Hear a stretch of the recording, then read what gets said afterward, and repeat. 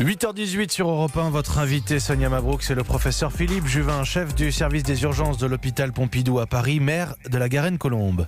Bonjour Philippe Juvin. Bonjour. Merci de prendre le temps de répondre à nos questions ce matin. Je voudrais tout d'abord qu'on évoque, professeur Juvin, la terrible situation dans les EHPAD avec la multiplication des décès. Une tragédie bien sûr, mais au-delà du constat, comment y remédier? Comment remédier à l'urgence? Alors ça fait plusieurs jours qu'on dit qu'il est en train de se passer une véritable hécatombe dans les maisons de retraite. Est-ce qu'il est encore possible d'agir? Moi je le crois. Évidemment chaque heure et chaque jour qui passe rend les choses plus compliquées. Je pense qu'il faut agir extrêmement rapidement en mobilisant beaucoup de gens, en mobilisant par exemple la réserve sanitaire. Il faut donner un coup de main, que cette réserve sanitaire, c'est les soignants de la réserve sanitaire aillent donner un coup de main dans les maisons de retraite. Il y a un encadrement qui est très faible. De temps en temps, il y a une aide-soignante pour 20, 30, 40 personnes la nuit. Comment voulez-vous que cette aide-soignante toute seule respecte les règles d'hygiène en allant d'un patient à un autre, en courant à toute vitesse? Donc il faut un coup de main, donc massivement la réserve sanitaire. Deuxièmement, il faut régler la question du matériel, les masques en particulier. J'ai eu une directrice d'EHPAD encore hier soir au téléphone qui me disait qu'elle a 2 masques par jour et par soignant. Et sauf le samedi et le dimanche, c'est incroyable en moyenne. Et donc, ils doivent faire avec ça. Et ben, c'est pas suffisant. Il faut beaucoup de matériel. Il faut, par exemple, à chaque chambre de chaque résident, une bouteille de solution hydroalcoolique pour qu'on se lave les mains avant d'entrer et en sortant. Parce que, si vous voulez, un des dangers à l'hôpital, mais dans les EHPAD et partout, c'est que un soignant qui ne se lave pas correctement les mains ou qui ne respecte pas les règles d'hygiène parce qu'il n'a pas le matériel, parce qu'il n'a pas le temps, eh bien, transmettent un virus d'un patient à un autre et favorise l'épidémie. Donc toutes ces règles-là doivent être respectées. Et puis enfin un dernier sujet qui est fondamental, c'est qu'il faudrait qu'on teste la totalité des résidents, tester pour savoir s'ils ont le virus et séparer ceux qui sont encore sains, qui n'ont pas été infectés des autres. Bref, tout ça, ça demande une volonté, des moyens, mais il faut y aller vite. Vous voyez, on n'a pas de temps à perdre. C'est pas une décision qu'on prendra dans 2 mois, sinon ça sera trop tard. Mais justement, Philippe Juvin, on ne peut pas croire que c'est trop tard, évidemment, qu'il y aura une litanie de décès dans les EHPAD. Tout ce que vous dites, sans esprit polémique, il aurait fallu le faire bien avant. Oui, non mais vous savez, dans cette affaire, il y a 1000 choses il aurait fallu faire avant. Et quand la bataille sera terminée, eh bien on fera le bilan des insuffisances des uns et des autres, des retards à la décision, de retard de la prise en compte de la gravité de la maladie. Il est vrai que collectivement, nous avons une responsabilité parce qu'on n'a pas su probablement voir arriver les choses. En revanche, il y a des responsabilités majeures qu'il faudra fixer sur toutes les pénuries. Parfois, je me pose la question, de quoi ne manque-t-on pas? On en est à tout compter. Est-ce que c'est trop tard? Je ne sais pas. En tout cas, il y a une carte à jouer, il faut la jouer vite. Mais vous parlez des EHPAD.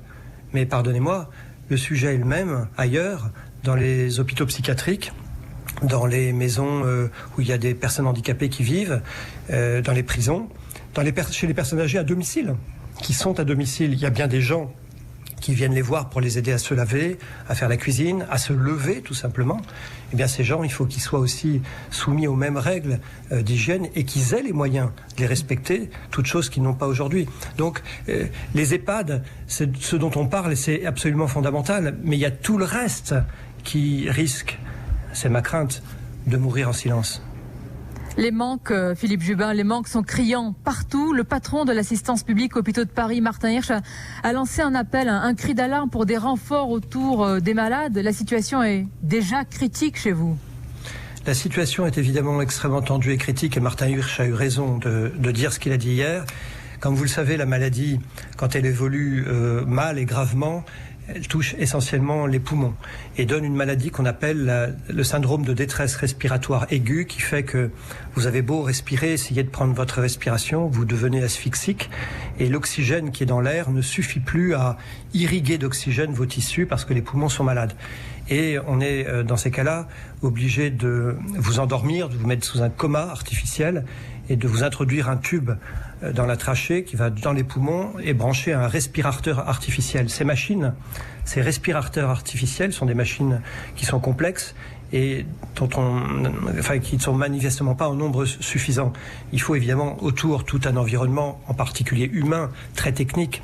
C'est ça qui nous manque aujourd'hui. Et moi, la question que je pose, c'est pourquoi, alors qu'on voit la vague continuer à arriver, je prends l'exemple de l'Île-de-France, mais je pourrais parler des Hauts-de-France, de toutes les régions qui sont actuellement en tension, pourquoi on n'organise pas massivement ce qu'on a fait pour le Grand Est vers l'Allemagne, des transferts de patients pour libérer des lits de réanimation.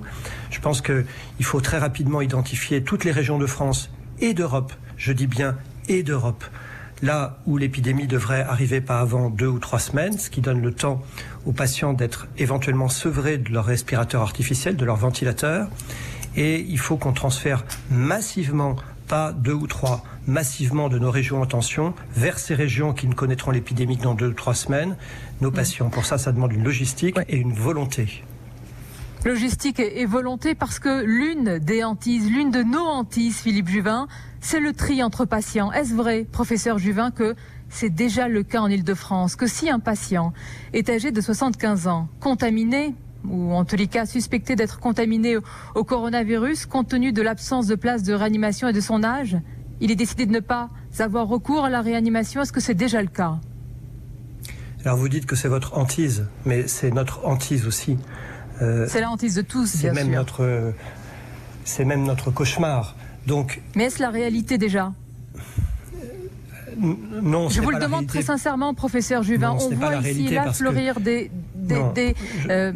lettres peut-être de médecins. Est-ce que ce sont des fausses lettres, des fake news, ou est-ce que c'est déjà la réalité aujourd'hui?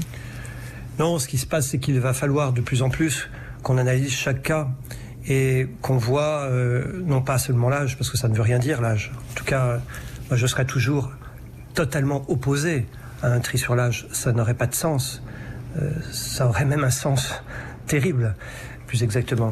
Le tri, qui est un très mauvais mot, le choix de mettre sous respirateur artificiel, qui est une denrée rare, tel patient plutôt que tel autre, doit se faire sur des critères qui sont multiples. L'état général, est-ce que le patient a des chances de guérir sous ventilation artificielle? C'est ça la question qu'il faut se poser. Mais trier, comme vous le dites, sur l'âge, c'est totalement inconcevable.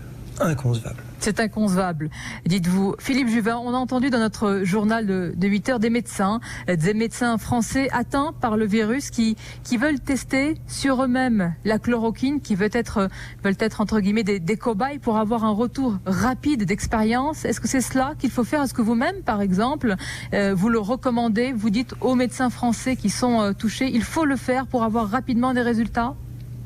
Je ne sais pas répondre à cette question. Je ne sais pas répondre. Pourquoi?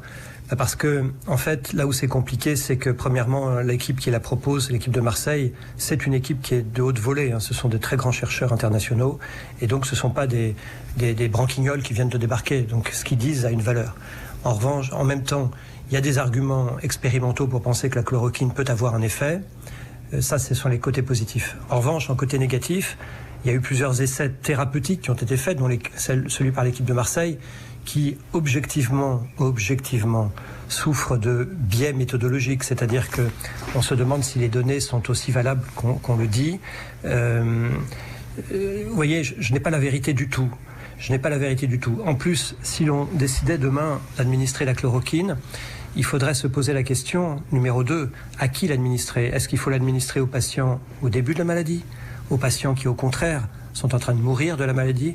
Faut-il l'administrer en préventif aux soignants qui sont au front, parfois dépourvus d'armes, malgré le fait que j'ai appris que nous étions en guerre? Non, je ne sais pas répondre à votre question. Je peux simplement vous dire qu'il est nécessaire de très rapidement que les autorités sanitaires nous disent oui ou non. C'est leur job après tout, hein. Chacun leur job. Oui ou non, faut-il l'utiliser? Qui nous le dise clairement et il faut arrêter les atermoiements.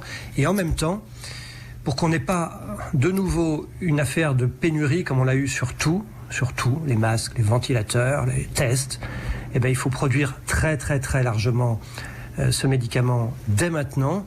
Et puis, s'il n'est pas utile, tant pis, on l'aura produit pour rien. Mais au moins, s'il est utile, on pourra le prescrire massivement. Professeur Juvin, je vais vous dire, c'est rassurant de vous entendre dire « je ne sais pas ». Il y a aujourd'hui, on le voit sur les réseaux sociaux, tant d'infectiologues et de médecins qui se découvrent même que c'est rassurant d'entendre un professeur dire parfois « je ne sais pas ». Merci en tous les cas pour vos réponses. Il n'y a pas de doute, beaucoup d'auditeurs vont vous poser beaucoup de questions, des angoisses aussi, et puis à ne pas en douter aussi de l'espoir au bout du tunnel, bien sûr. Merci Philippe Juvin. Beaucoup. Merci Sonia Mabrouk et merci au professeur Philippe Juvin de rester sur Europe 1 jusqu'à 8h45 pour répondre à toutes vos questions. Je vois que Jean-François est déjà là. J'ai lu les tweets de Michel, de Marie-Claire. On va répondre à ces questions avec vous, Philippe Juvin, dans quelques petites secondes. Bon réveil à tous sur Europe 1. La matinale d'Europe 1. Mathieu Béliard. Le professeur Philippe Juvin est toujours en ligne avec nous. Vous êtes là, docteur Juvin? Philippe Juvin en direct sur Europe 1, chef du service des urgences de l'hôpital Pompidou. Vous m'entendez? Oui, je vous entends. Bien sûr, et maire de la Garenne-Colombes également. Énormément de questions, vous le savez, qui nous arrivent sur Europe 1, sur le hashtag Radio Ouverte. On va démarrer avec la question de Michel, d'ailleurs, Philippe Juvin, si vous le voulez bien, pour clore ce débat sur la chloroquine. Parce qu'il reprend, Michel, les propos du professeur Raoult, qui dit qu'il faut traiter avant hospitalisation. Monsieur Véran autorise en cas grave. Le professeur Raoult dit que ça ne sert à rien quand le cas est déjà grave. Est-ce que vous êtes capable d'arbitrer ? Non, je suis incapable d'arbitrer. Il y a des en fait, il faudrait entrer dans le détail, mais il y a des arguments expérimentaux. Il y a des arguments expérimentaux pour dire qu'il faut plutôt commencer tôt, parce qu'en fait, quand la maladie est assez évoluée, elle provoque une destruction d'une partie du poumon qu'on appelle la barrière alvéolo-capillaire, entre les alvéoles, le poumon, et les capillaires, les vaisseaux. Et peut-être là, pour le coup, la chloroquine, c'est trop tard. En revanche, ce qui plaide en faveur de la phrase de Olivier Véran, c'est comme on n'a pas de médicaments, c'est une maladie terrible pour laquelle on n'a ni vaccin ni médicaments. Donc ce que veut dire Olivier Véran, j'imagine, c'est que quand on est dans une situation d'une extrême gravité en réanimation, finalement, il faut l'utiliser parce que il faut se donner toutes les chances, on ne sait jamais. Philippe Juvin, une autre question, mais celle-là, je dois vous la poser, elle est un peu générale. Je reprends plusieurs des questions qui sont arrivées sur le hashtag Radio Ouverte. C'est quoi le pic d'une épidémie et surtout, comment est-ce qu'on peut le définir ? Le pic de l'épidémie, on le sait après qu'il soit passé, c'est le jour où c'est le jour d'avant, celui où le nombre de cas quotidiens baisse. Mais c'est pour ça que ceux qui nous disent le pic c'est demain, après-demain, dans 5 jours, dans 10 jours, dans 15 jours, moi je ne sais pas. On ne le saura qu'après. Mais il y a probablement des modèles expérimentaux, statistiques qui vous le disent, et patati et patata. Sauf que dans cette épidémie, il faudrait que les gens commencent à apprendre qu'ils ne savent pas grand-chose, qu'il faut être très humble et prendre jour après jour. Et nous, c'est ce qu'on fait ici. On prend jour après jour, et jour après jour, on essaye de soigner et de sauver des patients. Jean-Pierre est à Compiègne, Philippe Juvin. Pourquoi les hôpitaux de Paris ne font-ils pas davantage appel aux hôpitaux de province ? Vous travaillez déjà avec les hôpitaux de province ? On travaille déjà avec les hôpitaux de province. Ça fait partie des sujets que j'ai évoqués avec Sonia Mabrouk il y a quelques minutes. Moi, je crois que les régions en très grande tension, qui sont presque à la limite de débordement de leur lit de réanimation, l'Île-de-France, les Hauts-de-France, mais d'autres aussi, doivent absolument organiser une NORIA, un transfert massif de leurs patients de réanimation pour libérer des lits de réanimation vers des zones qui ne sont pas encore atteintes et qui ne le seront pas avant 15 jours, 3 semaines, parce qu'il ne faudrait pas non plus causer du tort à ces zones. 15 jours, 3 semaines, c'est le temps de ventilation habituel d'un patient quand on le guérit de la réanimation. Mais vous avez raison, dans d'autres zones de France, dans d'autres zones d'Europe, moi, je trouverais très bien d'envoyer des patients au Danemark, en Hongrie, en Slovaquie, en Finlande.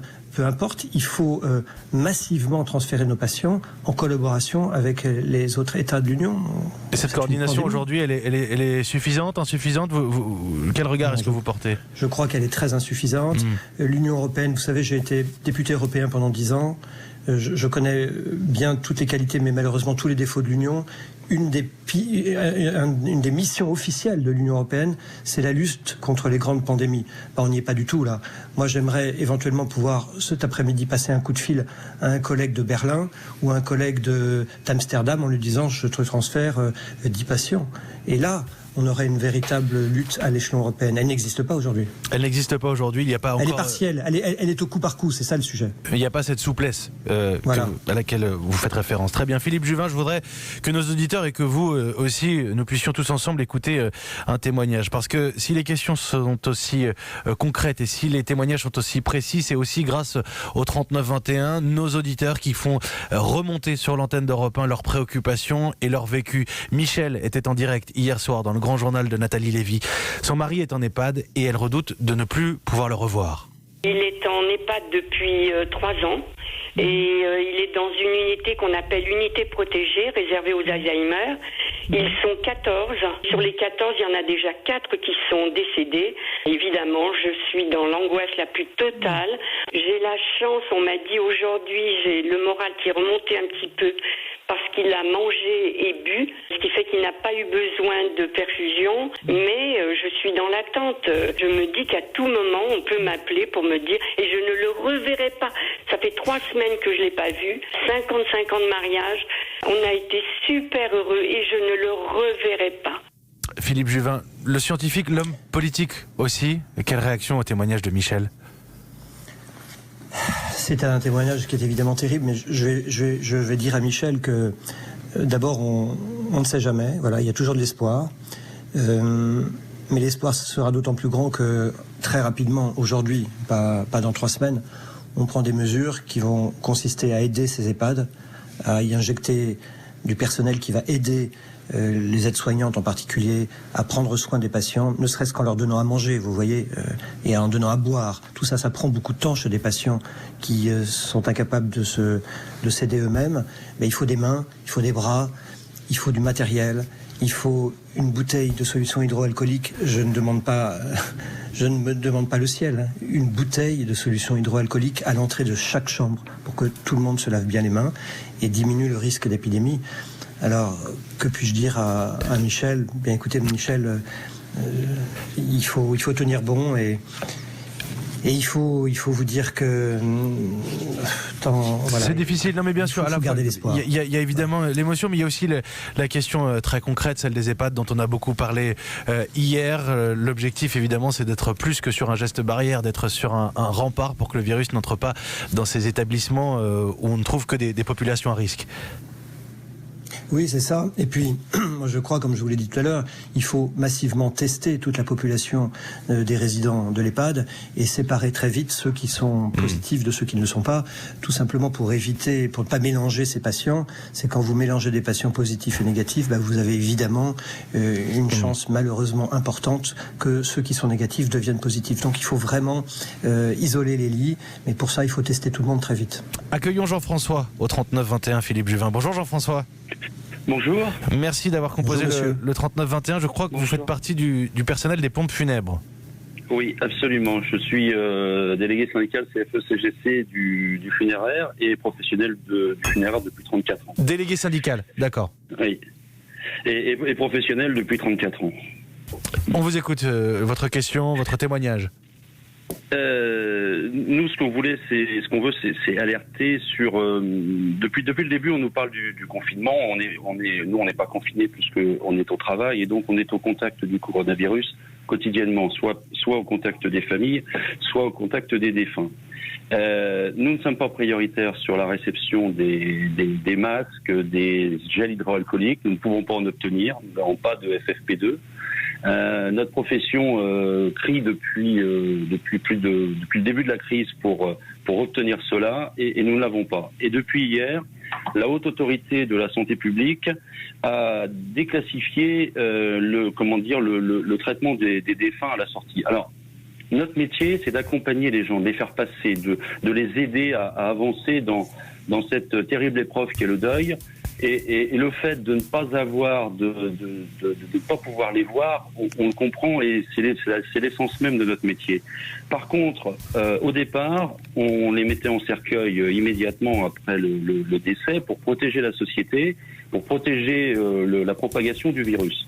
Depuis hier, on nous indique que maintenant, le virus, on ne sait pas s'il est véritablement contagieux après le décès ou autre, personne ne sait, mais on libère le transfert des défunts et aussi la visite des défunts par les familles. ce qui va avoir des conséquences nécessairement. D'abord sur le personnel qui, lui, doit continuer le service public, continuer à fonctionner, continuer à accompagner.